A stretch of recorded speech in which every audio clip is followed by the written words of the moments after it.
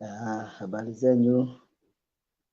Jioni ya leo nikipenda niweze kuwasalimu katika jina la Yeshua.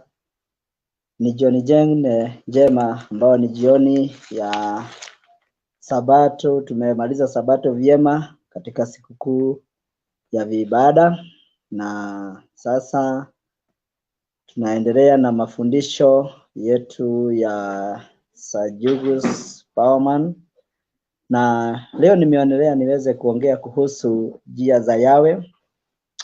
Na njia za Yahweh ni jambo ambalo limenenwa sana na maandiko. Kwanza maandiko yanaonyesha ya kwamba Yahshua Masihi mwenyewe ni njia. Ukisoma katika kitabu cha Yohana 14:6, kitabu cha Yohana 14:6, nitasoma mahali pale katika jina la Yeshua. Yohana 14 aya yake ya 6. Maandiko yanasemaje? Yohana 14:6. 14:6 inasema, Yeshua akamwambia, mimi ndimi njia na kweli na uzima. Mtu haji kwa Baba ila kwa njia ya mimi. Haya ni maandiko ambayo yanapatikana katika kitabu cha Yohana 14:6, ambayo inasema Yeshua akasema akawaambia, mimi ndimi njia, kweli na uzima. Tena mtu haji kwa Baba ila kwa njia ya mimi. Kwa hivyo hapa tunapata njia. Na njia, Yeshua akisema yeye ndiye njia, hakumaanisha alale chini tumkanyange, hapana. Bali alisema alikuwa anamaanisha tuweze kumfuata, tuweze kufuata nyayo zake. Ukisoma kitabu cha Petro wa kwanza utapata hiyo jambo ambao Masihi alikuwa anamaanisha. Kitabu cha Petro wa kwanza 2:21 inasema hivi, kwa sababu ndio mlioitiwa maana Masihi naye aliteswa kwa ajili yenu, akawaachia kielelezo ili mfuate nyayo zake. Kwa hivyo Masihi alituachia kielelezo tufuate nyayo zake. Na hiyo ndio alimaanisema mimi ndimi njia. Maanake Yeshua alikuwa anafundisha watu wafike kwa Yahweh. Ukisoma kitabu cha Mithali utapata hiyo jambo inanenewa mahali pale pia. Sababu watu wamekosa kuelewa njia inamaanisha nini. Kitabu cha Mithali. Kitabu cha Mithali 6 aya yake aya yake ngapi? Aya yake 23. Mithali 6:23. Nasema hivi, maana maagizo hayo ni taa, na sheria hiyo ni nuru, na maonyo ya kumwandilisha mtu ni njia ya uzima. Kwa hivyo maonyo ya kumwandilisha mtu ni njia ya uzima. Kwa hivyo Masihi wakati alisema mimi ndimi njia, kweli na uzima, alimaanisha ya kwamba yeye anatupeleka, yeye ni mfumo yeye ni njia, yani anatufundisha maonyo ya kutufikisha kwa Yahweh Baba. Haleluya. Kwa hivyo tunaona ya kwamba njia ya kutufikisha kwa Yahweh ni Yeshua, na yeye ndiye njia. Sasa Masihi huyu alikuwa anafundisha, kuna kitu ambao alikuwa anafundisha katika kitabu cha Marko. Tunaona Masihi mwenyewe watu wakimtolea ushuhuda wakisema ya kwamba alikuwa anafundisha njia ya Yahweh. Marko 12 mstari wa 14 inasema, hata walipofika walimwambia, mwalimu, twajua ya kuwa wewe mtu wa kweli, wala hujali cheo cha mtu, kwa maana hutazami sura za watu, lakini katika kweli waifundisha njia ya Elohimu. Kwa hivyo katika kweli Masihi alikuwa anafundisha njia ya Elohimu. Njia ya Elohimu. Sasa kama Masihi mwenyewe ndiye njia, kweli na uzima, na tunaona hapa watu wanamtolea ushuhuda, wanasema alikuwa anafundisha njia ya Yahweh. Sasa hii njia ya Yahweh ni gani? Kwanza nimetaka niweze kuonyesha Masihi alikuwa anafundisha nini. Katika kitabu cha Mathayo 19. Mathayo 19, nataka kuonyesha njia za Yahweh.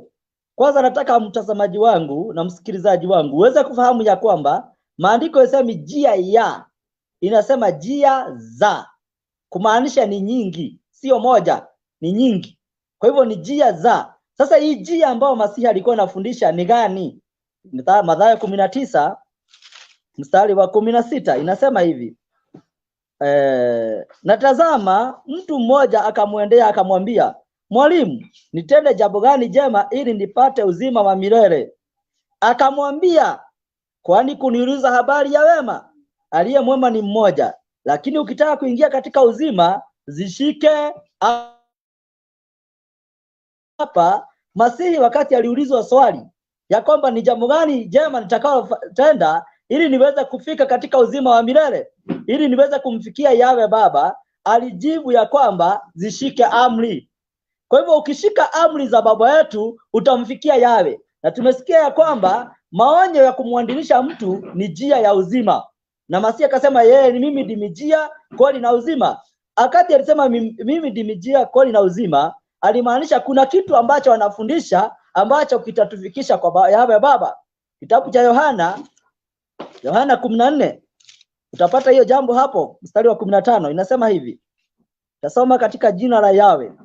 Naye mwenyewe inasema hivi. Hii ni Marko. Yohana 14. Yohana 14:15 inasema hivi. Masihi katika mafundisho yake, kwa sababu Marko 12:14 tumesikia ametolewa ushuhuda, anafundisha njia ya Yawe tena kwa kweli. Sasa hii njia ya Yawe ambayo alikuwa anafundisha ni gani? Na tunaona hapa maandiko yanasema njia za. Tunaendelea na msururu wa hii mfundisho tuweze kuelewa. 14:15 kitabu cha Yohana. Nasema hivi. 14 mstari wa 15. Mkinipenda, kumbuka hapa ni Masihi anaongea, mkinipenda mtazishika amri zangu. Kumbe hizi amri ambazo ameambia mtu pale katika Mathayo 19:16 ni amri zake. Ni amri zake. Mkinipenda mtazishika amri zangu. Kwa hivyo alimwambia zishike amri. Sasa alimwambia alisema gani? Kwa sababu watu wengine, hata Wakristo wengine, wanadhani ya kwamba amri ziweza kuondolewa. Wakati Masihi aliweza kukuja, amri ziliondolewa. Lakini wacha tusikie alisema ni gani. Rudi pamoja nami katika kitabu cha Mathayo 19 tumesoma. Tuende huo mstari mwingine. Mstari wa 18. Akamwambia, zipi? Huyo mtu ambaye alikuwa anauliza akauliza zipi? Yashua akasema ni hizi: usiue, usizini, usiibe, usishuhudie jirani yako uongo, waheshimu baba yako na mama yako, na umpende jirani yako kama nafsi yako. Kwa hivyo hizi amri ambazo zinasema usiue, usizini, hautazipata mahali pengine kamwe isipokuwa Kutoka 20 kuanzia 1 kuendelea. Hapo ndipo utapata hizi amri. Na hizi amri ndizo Masihi anaambia mitume wake katika Yohana 14:15 ya kwamba mkinipenda mtazishika amri zangu. Sasa hizi amri ambazo Masihi anafundisha, na tumesikia alikuwa anafundisha njia ya Yawe. Sasa hizi amri ni njia. Hiyo ndio swali tunafaa kujiuliza katika maandiko. Kitabu cha Samueli wa kwanza. Tusafiri nami katika kitabu cha Samueli wa kwanza tuweze kuona hizi amri. Je, ni njia? Ndio wewe ambao unakataa kufuata hizi amri. Ndio maana maandiko yanasema sio njia moja. Kitabu cha Samueli. Safiri nami mahali pale, mtazamaji wangu na msikilizaji wangu, uweze kujua njia ambao utaweza kufuata, uweze kumfikia Yawe, uweze kufika katika ufalme. Na ukikataa, ujue hakuna njia ingine ya kumfikia baba yetu. Ukikataa kufuata ile njia ambayo inastahili, basi wewe utakuwa mtu ambaye amepotea, upotevu ulio dhahiri. Kitabu cha Samueli wa kwanza, ngoja nifike mahali pale. Kitabu cha Samueli. Samueli.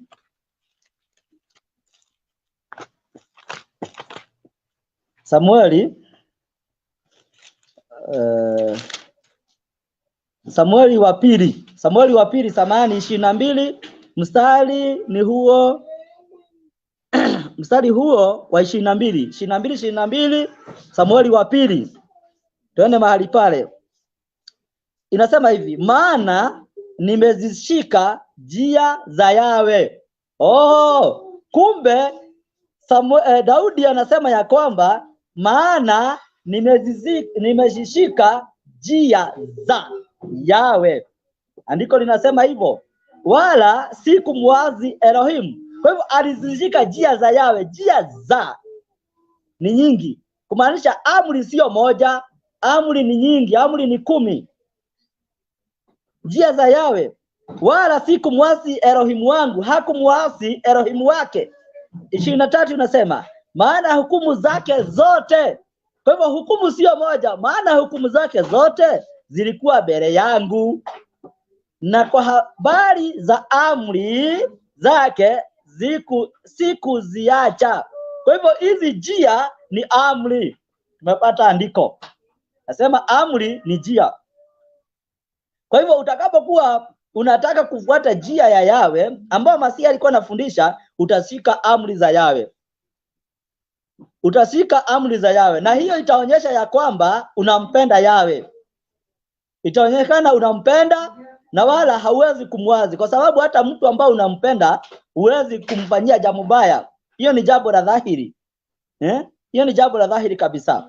Kwa hivyo nataka niweze kuangalia andiko lingine, niweze kuonyesha hizi njia za Yawe sasa ambazo ni amri 10. Maandiko yanasema ziko aje, ziko kombo ama ziko namna gani? Kitabu cha Hosea, safiri nami katika kitabu cha Hosea. Hosea 14 mstari wa 9.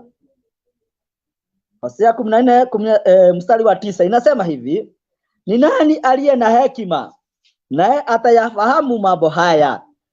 Haya mambo yatafahamiwa na mtu aliye na hekima. Ndio maandiko yanasema, ni nani aliye na busara? Nani huyo ambaye ako na busara? Kumbuka busara ni hekima. Naye atayajua, kwa maana njia za Yawe, imerudia tena, kwa maana njia za Yawe zimenyoka, nao wenye haki watakwenda katika njia hizo. Kwa hivyo njia za Yawe, amri za Yawe zimenyoka, nao wenye haki watakwenda katika njia hizo. Kwa hivyo wewe kama sio mwenye haki, basi utakataa amri za Yawe, utakataa njia za Yawe.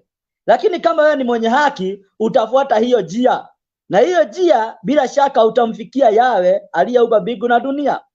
Inaendelea inasema, nao wenye haki watakwenda katika njia hizo, bali wasio wataanguka ndani yake.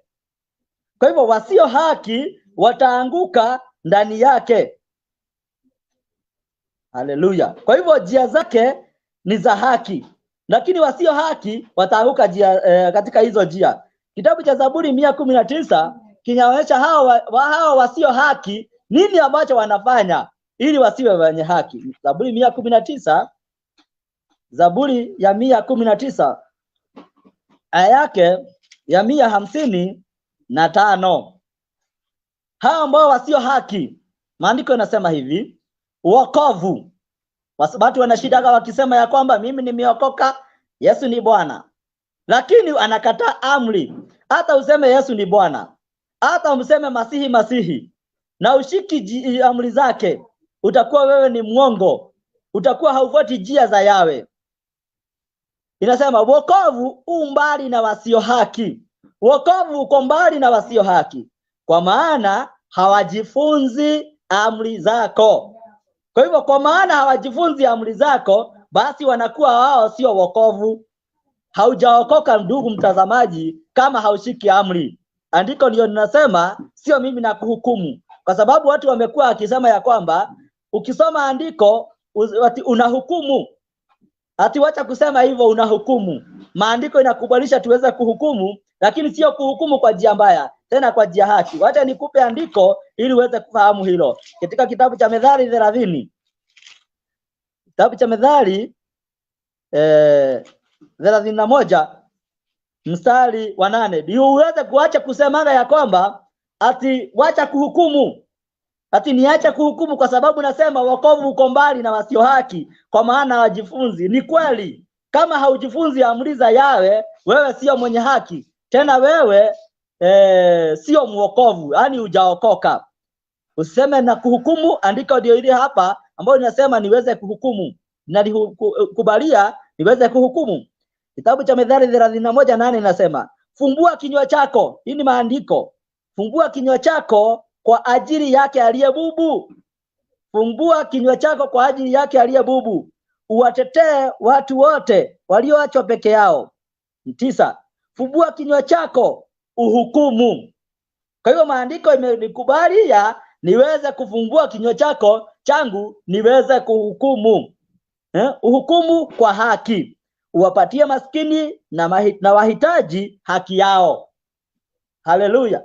Kwa hivyo tunaona ya kwamba maandiko inakubalia uweze kuhukumiwa tena kwa maandiko. Ule mtu ambaye hafai kuhukumu ni yule anahukumu mdomo tupu. Lakini ni kama nasoma maandiko na nasema hivi, unafaa kurekebika, sio kusema usihukumu, hapana. Utakuwa unasaidika. Kubali kurekebishwa na maandiko, uweze kufuata amri za Baba yetu Yawe. Uweze kuzijua. Sasa hizi amri, labda anaweza kuwa anasema amri, uzijui. Wacha niweze kusoma kitabu cha Kutoka 20. Ndio ndugu mtazamaji uweze kujua hizi amri ni gani.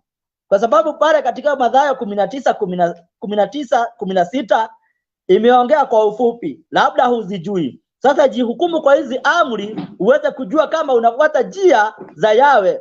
Kama unafuata njia za Yawe na kama haufuati basi utakuwa katika njia mbaya. Katika Kutoka 20 tuende mahali pale tuweze kufuata hizi njia za Yawe. Kutoka 20 kuanzia pale 1. Inasema hivi, Elohimu akanena maneno haya yote akasema, mimi ni Yawe Elohimu wako niliye kutoa katika nchi ya Misri, katika nyumba ya utumwa, usiye na miungu mingine ila mimi. Kwa hivyo Yawe akakataza watu wasiwe na miungu mingine ila yeye. Sasa wakati utakuta mtu yeyote ambaye ako na miungu mingine, unajua huyo hafuati njia za Yawe. Hakuna mahali ambapo anaelekea, bali ameweza kupotea. Wengine wanasema hapana, sisi hatuabudu sanamu, tunaiweka tu kanisani. Kwa sababu sisi tuko na watakatifu, tuko na Maria hapo, tuko na Yesu Kristo. Maandiko imesema usiwe na miungu mingine ila mimi. Usijichonge. Kwanza kuna andiko hapo chini inasema usijichonge. Sasa wewe ambao unachonga unaweka kanisani, unasema ya kwamba wakati unaabudu unaangalia hiyo picha, lakini uabudu hiyo unaabudu hiyo aliye juu. Nani alikudanganya? Nani alikwambia Yawe anaabudiwa na kitu unaona ati una imagine yule aliye juu? Nani alikudanganya hivyo? Yawe alikataa hiyo. Usiwe na miungu mingine ila yeye.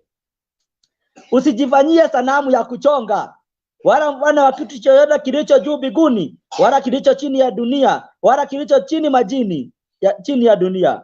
Usivijuzujudie wala kuvitumikia, kwa kuwa mimi Yawe Elohimu wako ni Elohimu mwenye wivu, na wapatilisha wana maovu ya baba zao hata kizazi cha 3 na cha 4 cha wanichukiao, nami na warehemu maelfu na elfu wanipendao na kuzishika amri zangu. Ndugu mtazamaji, ukitaka rehema, ukitaka huruma za Yawe, ukitaka ukakati utakuwa na huzuni Yawe akuhurumie, basi shika amri zake. Hapo ndipo utakapo hurumiwa.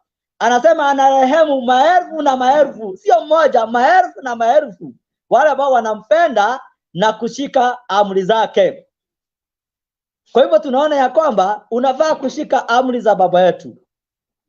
Amri nyingine inasema usilitaje bure jina la Yawe Elohimu wako, kwa maana Yawe hatahesabia haki hata amhesabia kuwa hana hatia mtu atajaye jina lake bure. Tunaona hata kutaja jina la Baba yetu bure. Katika Kiingereza inasema in vain. Yaani kutaja kama hakuna kitu. Lakini katika ibada sio bure, katika kusifu sio bure, kwa sababu kuna watu pia hawataki kutumia jina la Yawe. Na maandiko yanatuonyesha Yawe wewe peke yake ni wewe ambao unatuwezesha kulitaja jina lako.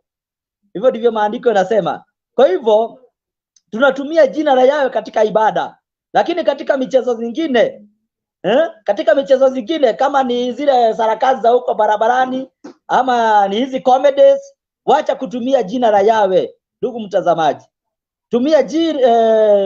tumia mambo mengine, hata tumia titles, lakini jina la Yawe ni jina safi. Kwa hivyo tunaona katika mstari wa 8 inasema, ikumbuka siku ya Sabato uitakase, siku sita fanya kazi, utende mambo yako yote, lakini siku ya saba ni sabato ya Yahweh Elohim wako. Siku hiyo usifanye kazi yoyote, wewe wala mwana wako wala binti yako wala mtumwa wako wala mjakazi wako wala mnyama wako wa kufuga wala mgeni aliye ndani ya malango yako. Kwa maana kwa siku sita Yahweh alifanya mbingu na nchi na bahari na vyote vilivyomo, akastarehe siku ya saba. Kwa hiyo Yahweh akaibarikia siku ya saba akaitakasa. Sasa hii amri ambayo ni ya 4, hii ndio imeleta kizungumkuti kwa watu, kwa sababu mtu ukimuuliza wewe uko na sanamu, anakwambia mimi sina sanamu. Wewe umejichongea? Mimi sijajichongea. Ukimuuliza wewe unavijudia vitu vingine, anasema hapana. Unataja jina bure? Hapana. Unakushika sabato? Anaguna kifika hapo. Hapana, usituhukumu. Hapana, siku ni ile ambayo utakayochagua. Na hii siku ya sabato, hii siku ndio ambayo imefanya dunia ikuwe mahali venye ilivyo saa hii. Hii siku ya sabato ndio imefanya watu wameiasi, hata corona imeingia katika nchi yetu ya Kenya na katika dunia yote kwa jumla, kwa kutokushika siku ya sabato. Kitabu cha Isaia inasema hivi, Isaia 24. Hii ndio ambayo imefanya watu wa dunia wamebadili amri hii ya Yahweh, wamepeleka kwingine. Kitabu cha Isaia 24. Hii ni njia ya Yahweh na inafaa kufuatwa. 24:3 inasema hivi, dunia hii itafanywa tupu kabisa na kuharibiwa kabisa, maana Yahweh amenena neno hilo. Dunia inaomboleza, inazimia. Ulimwengu unadhoofika, unazimia. Watu wakuu wa dunia wanadhoofika.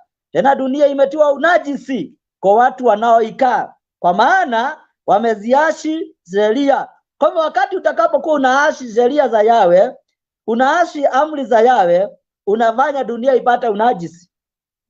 Wameazi sheria, wameibadili amri, wamelivunja agano la milele. Kwa hivyo wamebadili amri ya baba yetu, wameingia katika mambo zingine. Wanaanza kutumikia siku ingine, siku ya jua, wanaanza kuabudu jua. Na maandiko yamekataza watu wasikuwe na sanamu, wasikuwe na vitu zingine, ila ziko huko juu ama ziko chini ya dunia. Kwa hivyo tunaona ya kwamba hii amri, kwa kuasi amri, dunia inapatwa na unajisi. Corona inaingia na zile vitu zingine. Katika mstari wa 20 nasema, dunia inalewalewa kama mlevi, nayo inawayawaya kama machera, na mzigo wa adhabu zake utailemea, nayo itaanguka wala haitainuka tena. Kwa hivyo tunaona ya kwamba dunia ati iko kama mlevi, na ni ukweli. Saa hii dunia iko kama mlevi na wayawaya, kwa sababu watu wa dunia wameitia unajisi, kwa sababu wameziashi sheria za Yahweh. Acha nikwambie ndugu mtazamaji, ukitaka uepukane na hizi janga ambazo ziko katika dunia, shika amri. Nashukuru baba yetu Yahweh kwa sababu ametupa nafasi ya kuhubiri hata kwa mitandao, watu wapate kushika na waweze kupona. Utapona ama utaponea wakati utakuwa umekubali kufuata maagizo ya Yahweh. Acha niwaambie ndugu watazamaji na wasikilizaji, yule yote ambaye anataka aepukane na corona, dawa ya corona hakuna ingine isipokuwa kufuata maagizo ya Yahweh. Wakati utakuwa umefuata maagizo ya Yahweh, hautapatwa na hii mapigo ambayo inakuta dunia. Hiyo ndio kweli. Kwa hivyo hii ndio dawa ambayo inasaidia, kwa sababu maandiko inasema hivi. Kwa sababu kwa nini nasema hivi? Kwa nini nasema hii ndio dawa ya corona na zile magonjwa zingine ambazo ni mbaya zimekuta dunia hii? Kwa sababu maandiko katika kitabu cha Ufunuo inasema hivi, ati wale ambao walikuwa napigwa na katika Ufunuo 16, wale ambao walikuwa napigwa na mapigo nyakati za mwisho, maandiko yanasema badala watubu waliendelea kumlaani Yahweh. Kwa hivyo tunaona ya kwamba walikuwa wavaa watubu. Na usikumbuke ni nyakati za mwisho, ni mapigo ya nyakati za mwisho. Yahweh anasema badala watubu. Wacha nisome hiyo andiko tusemekane na jisemea mwenyewe. Katika kitabu cha Ufunuo. Hiyo ndio na maana nasema hii ndio dawa ya corona. Dawa ya corona ni kumtii Yahweh.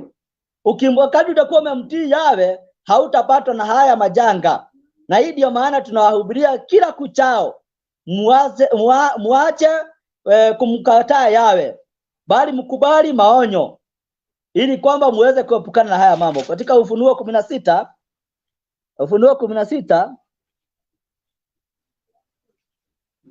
mstari wake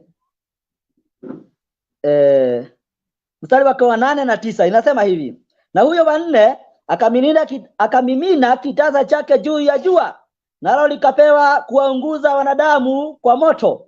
Wanadamu wakauguzwa mauguzo makubwa, na wao wakalitukana jina la Elohimu aliye na mamlaka juu ya mapigo hayo. Sika sana hilo. Kwa hivyo walimtukana Yawe aliye na mamlaka juu ya jua hilo. Kumbuka ni mapigo ya nyakati za mwisho. Lakini badala ya mtubu kwa huyo Yawe ambaye akona mamlaka ya kuamrisha jua liache kuwaunguza, bali waendelee kumtukana. Wacha tuendelee usikie. Wala hawakutubu, wala hawakumpa utukufu. Kwa hivyo tunaona ya kwamba mapigo ya nyakati za mwisho yalikuwa yanaletwa ili watu waweze kutubu.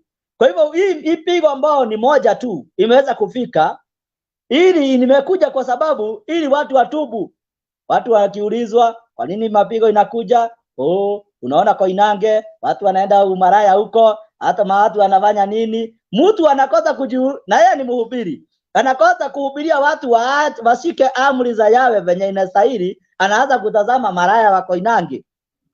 Jua ya kwamba either wewe ni mhubiri, ama huyo ni maraya, ama huyo ni mwizi, wewe unahesabiwa pamoja naye. Kwa nini? Makuhani ndio wako na jukumu kubwa la kuhubiria watu neno la baba yetu ama sheria za baba yetu. Watu washike Sabato, washike amri zote. Ezekieli, katika kitabu cha Ezekieli 22 aya yake ya 26 nasema hivi: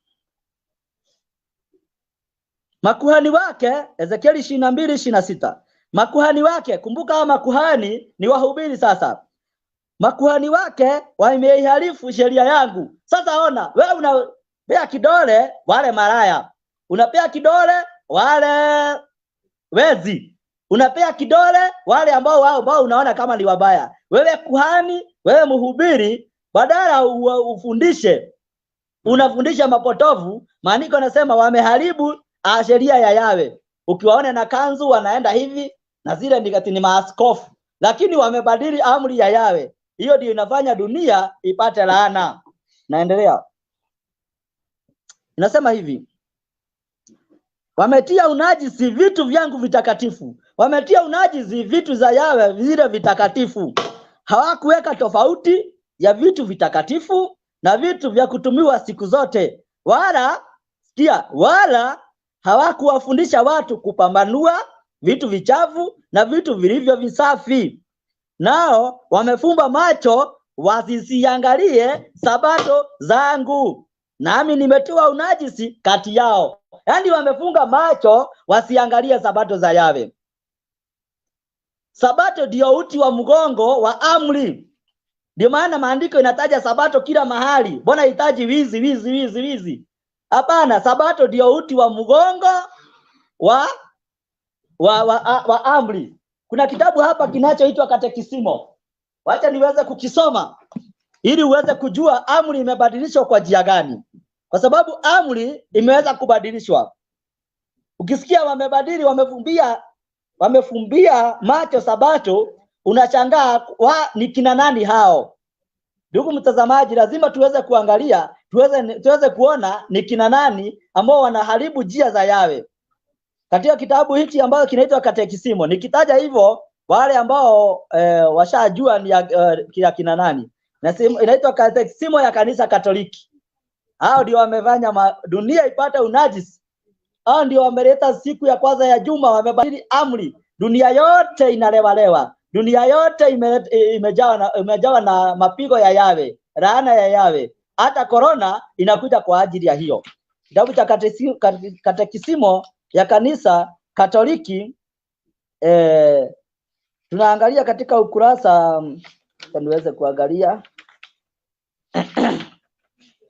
katika ukurasa wa 483. Acha tuangalie mahali pale.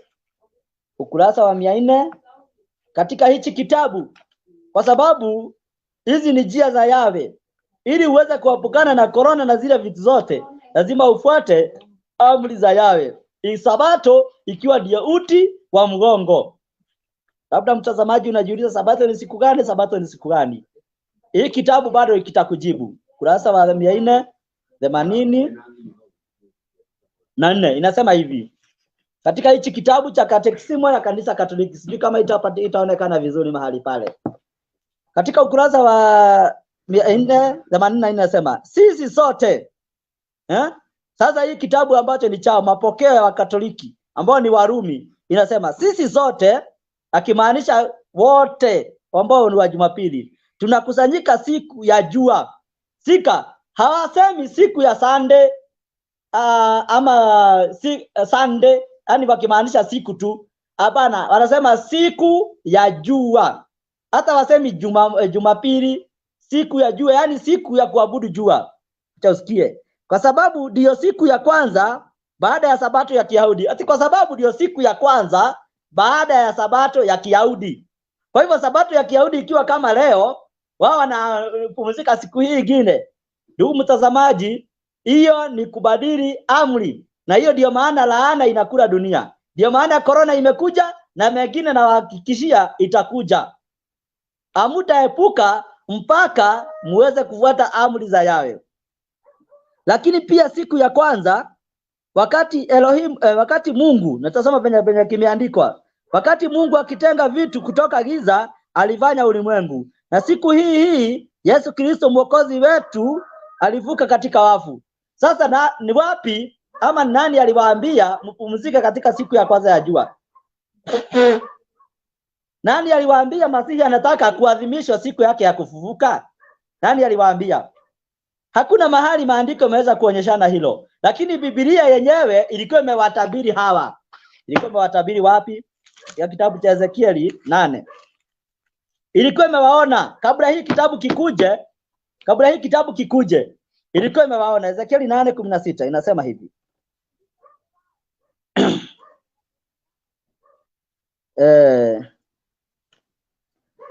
16 nasema, akanileta mpaka ua wa ndani wa nyumba ya Yawe, na tazama, mlangoni pa hekalu la Yawe, kati ya ukumbi na madhabahu, walikuwako watu kama 25 wamelipa kisogo hekalu la Yawe, na nyuso zao zimeelekea upande wa mashariki, nao waliabudu jua. Kwa hivyo wanaabudu jua. Wamepea hekalu la Yawe kisogo. Yaani wamepea sabato za Yawe kisogo, wamepea idi za baba yetu ama sikukuu za baba yetu kisogo, wameelekea mashariki, wanaabudu jua. Na ndio hii sasa tumesoma. Kwa hivyo Yawe alikuwa ametabiri katika kinywa cha Ezekieli ya kwamba watu watapea hekalu la baba yetu kisogo, na kwa sababu hiyo ya kubadili amri, laana inakula dunia. Ndugu mtazamaji, mrudie Yawe. Hutapatwa na corona, hutapatwa na yale magonjwa mengine. Corona, wacha tusome kitabu cha Walawi. Ndio usagae mbona nataja corona? Corona iko na ni amri, ni amri ya sabato hii. Hii amri ndio inafanya katika kitabu cha Walawi. Walawi 26:11 nasema hivi. Kitabu cha Walawi 26:11 inasema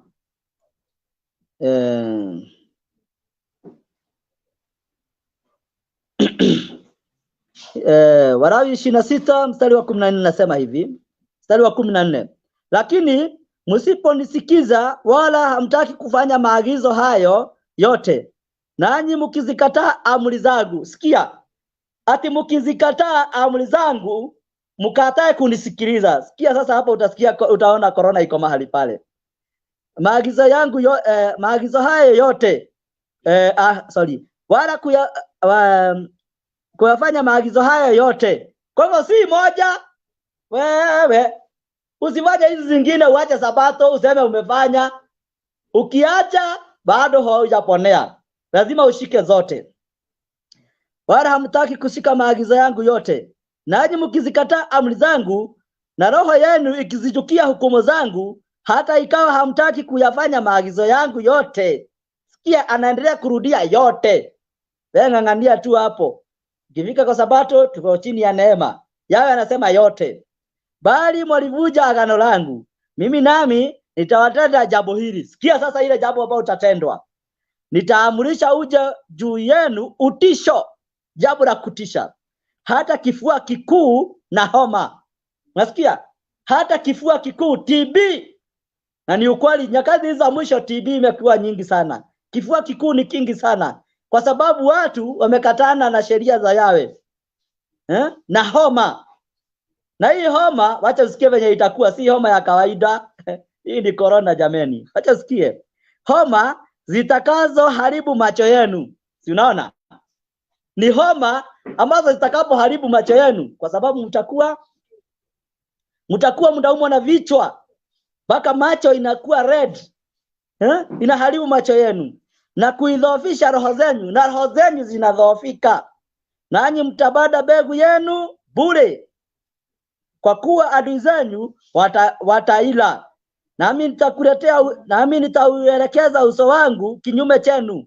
Nanyi mtapigwa mbele ya adui zenu. Hao wawachukiao watawatawala juu yenu. Nanyi mtakimbia wakati ambao hapana awafukuzaye. Sikia. Kwa hivyo mtakimbia hata hakuna mtu anawafukuza. Hakuna mtu anawafukuza, lakini kukimbia. Ni unaona watu kila wakati hospitali, kukimbia hospitali. Ili muepukane, mnafaa kutii amri za Yawe. Hii homa, unasikia ni homa itakayoharibu macho yenu. Sasa hebu nijiulize, unajua unataka kuniuliza swali. Yakoba hapo ni wapi imeandikwa corona? Corona ni jina ambalo limewekwa likatengenezwa. Hii ilikuwa ni homa. Ikatengenezwa jina katika wale watu ambao ni wa wanaitwaje? WHO. Ile chama cha matibabu ya dunia. Hapo ndipo walitafutia jina wakaiita corona. Unaona? Kwa hivyo sasa na mengine mengi, maandiko mengine ukisoma Deuteronomy 28 utapata hiyo verse 22 utapata hiyo homa bado imeandikwa mahali pale, na bado ni kutokushika amri za Yawe. Kwa hivyo ni vizuri uweze kufuata njia za Yawe, uweze kufuata amri za Yawe, na hapo ndipo utakapoepukana na hii majanga ambayo inakuja. Tokeni kwake enyi watu wangu. Maandiko yanasema tokeni kwake enyi watu wangu. Hapo ndipo mtakapopona. Maana Babeli inakuja kuanguka. Babeli inaisha. Babeli muda wake umeisha. Watu waweze kutoka Babeli wafuate njia za Yawe. Na wakati utakapofanya hivyo, utakuwa katika njia ambayo iko salama. Njia ambayo itakufikisha kwa Yawe, na njia ambayo itakufanya upate uzima wa milele. Ningeomba niweze kukomea pale, na Yawe aweze kuwabariki.